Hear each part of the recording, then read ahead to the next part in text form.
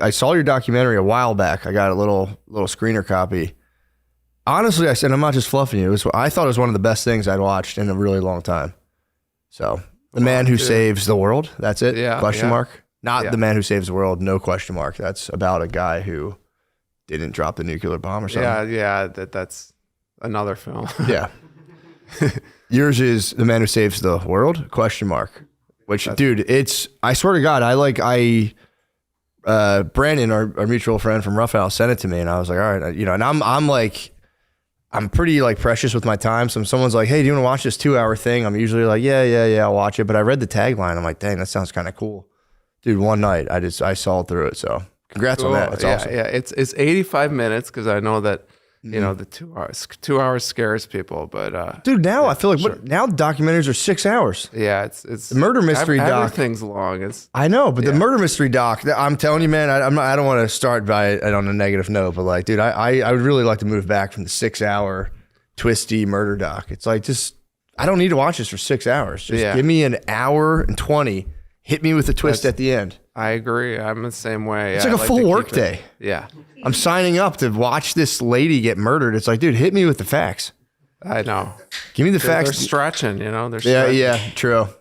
But no, I thought your documentary was honestly fantastic. And just to like, I don't know, I don't want to give the whole thing away, but just to recap, I try to explain it to people, and I always sound crazy. It's about a guy who, by the guy alone, could have been what's his name? Patrick McCollum.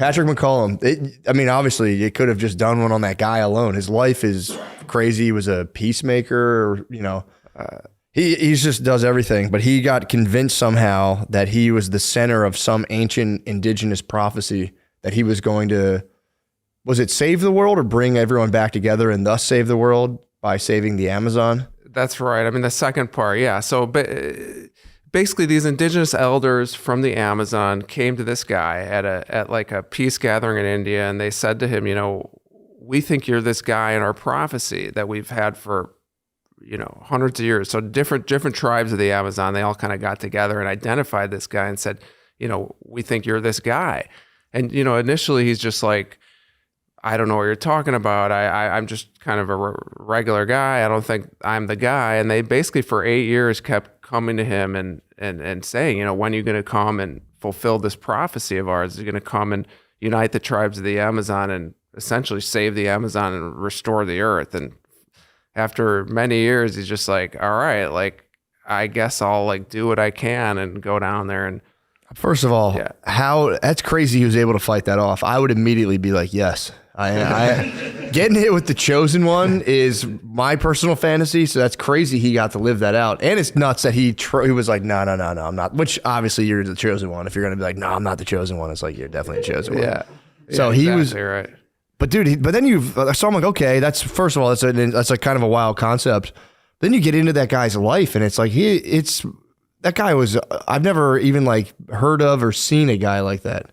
Yeah, he's most talented guy I think I've ever seen. Yeah, no, that's kind of what drew me in. Honestly, the prophecy part of it was just, to me, just so bonkers that I'm just like, this guy's a bullshit artist. This is crazy, and I was, incredibly skeptical of it. And then ultimately, first of all, I started doing a lot of research. I hired a private investigator, to look into this guy. He was saying he's best friends with Jane Goodall, and I didn't really believe him there. I forgot about that. He was buddy with Jane. Yeah, and then I reached out to her personally and got an interview, and she said this guy's the most fascinating guy she's ever met, and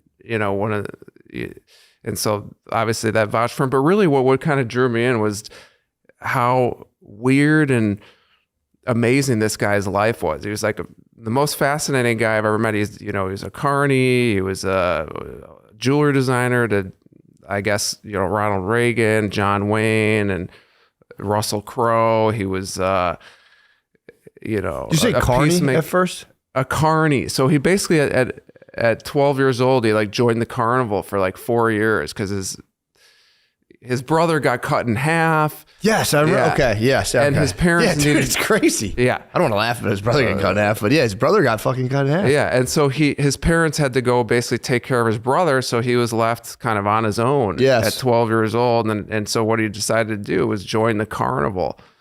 and there he kind of met all these freaks and married a prostitute, which isn't in the film, but and then he's like a mythical guy. I swear to God, it's mythical. It's like Forrest Gump. It's like Zelig. It's like the guy has literally done everything. You know? And so, I just felt like him alone as a character study. I don't know if you sort of like character study of movies or documentaries. You know, just him alone, I knew would be kind of fascinating. And then on top of that, you've got this whole prophecy. You've got, you know, indigenous, you know, going into this sort of indigenous world that, you know, most people have no idea about, you know, and learning about, you know, their wisdom and connection and all that. And then having this guy kind of fulfill this prophecy. It's just like the strangest story. And you kind of followed him around more so kind of like fact check the guy, which I could pick up on towards the end of the doc was pissing the guy off when you were fact checking him and he was just like, well, you don't believe me, dude? You don't believe me? I'm the chosen one to save the world. So I don't want to give it too much away, but it was, dude, the documentary is fantastic. So how does that work? You like when you want to do a documentary, I guess you just got a hot tip somehow and then you got to go like, you just follow the guy around. Like, what was it like? I mean, I guess you weren't with him all day, every day. When I see a documentary, for some reason, I imagine you're just like living, eating, and sleeping in the same quarters with the guy. I was gonna say sleep with the guy. You're sleeping in the same quarters with the guy, but it's like you're just kind of popping in, recording, popping out, you know, going back and forth. What is that like after a certain time? Do you guys become like super close, or is it just kind of like all biz? Yeah, well, everyone is different. I mean, this one I actually really did sleep at his house twice, which was pretty wild. I mean, his house, he's got two places, one in Moraga, California, and one in New Mexico, and they're both kind of really wild. Yeah. But yeah, I mean, in this instance, you know, it was kind of on and off, and you know, you just, you know, I was kind of documenting him and following him, but it was really kind of on and off, you know. So I would shoot with him for a few days, and then like, you know, maybe a couple months would pass. I would sort of shape the story a little bit more, then know what, you know, something else is coming up. Then I would go and shoot that, you know, until I kind of, you know, was trying to wrap it all up and say, where is this going? When is this going to end? You know, how long? That was actually the most. And you filmed for how long? You said about 3 years. You know, on and off. Dang. So that's got to be nerve wracking, especially if you're filming. You're like, all right, come on, go meet these guys, go do the stuff. Yeah. How did you handle kind of like trying to keep them on a timeline with that? Well, I would constantly ask, like, where is this happening? What's happening next? Is the prophecy, you know, going to be fulfilled? Like, you know, because in our culture, you know, we're constantly, you know, we want results, you know, we want, and plus, like, I don't want to be shooting this for like 10 years. Like, I've got other things to do and whatever. So, yeah, I would be, you know, putting a little bit of pressure on him about where is this going? And that was kind of the most nerve-wracking part of this particular documentary that I made, was just that it was so unknown where this was going. And I don't know if you've ever been in a situation where you get involved in something, you have just no idea where it's going, and you think you're crazy. Why am I doing this? I couldn't even... Like a marriage or something? Like a marriage? Like you were saying, it's so hard to pitch. Yeah, exactly.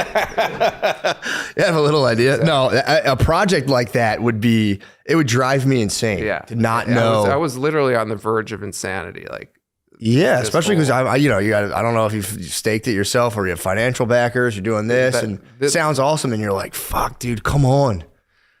Well, this one I was kind of on my own because, as you said earlier, you know, pitching this story to like Netflix and HBO and places like that. I mean, it's just so far out and so weird. They're not making this kind of stuff. No. You know, I haven't seen anything. Yeah, I haven't seen anything like that before. And so even going to investors, you know, they're just look at me like, what the hell are you talking about? This is too weird. You're crazy. And so I was kind of on my own. At a certain point, when I decided to commit to this, you know, I realized that I was kind of going to be on my own here. So that put a lot of even more pressure on financial. Also, like, one of my biggest fears is like wasting my time, you know? I mean, if you spend 3 years of life, like, what have you been doing? You know, you talk to your friends and family, like, well, what are you making now? It's a tough one to explain. I'm just like, this guy, he's in the middle of a prophecy. And they think they're like, dude,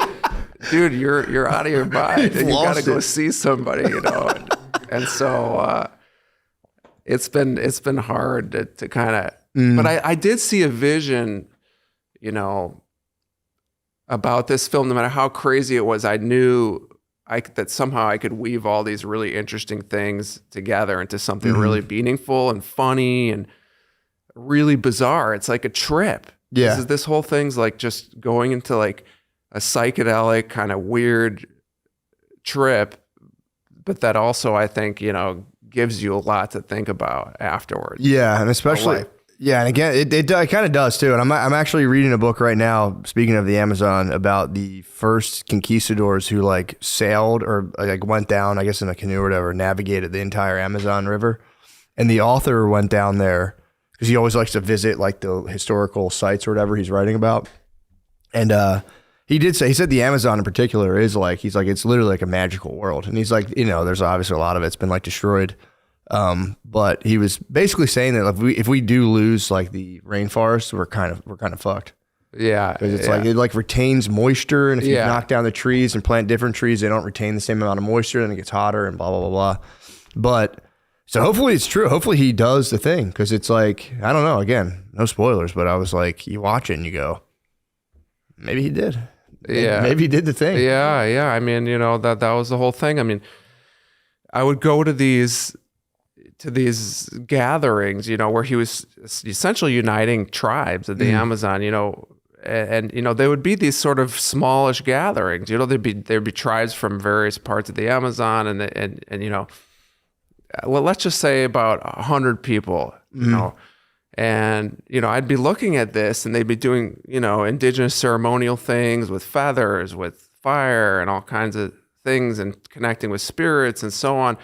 But from an outsider perspective, you're just looking at this thinking, what the hell am I looking at? This is so weird. This is about saving the world. Is he uniting the tribes here? But then I started thinking to myself, how does any business deal or even Jesus Christ, for instance, when he was doing his sermons and starting out and talking to people, it probably didn't look like anything. It's just him talking to people and doing about some weird stuff. And, no one would have said, this is the guy. He's going to, that's this true. is happening.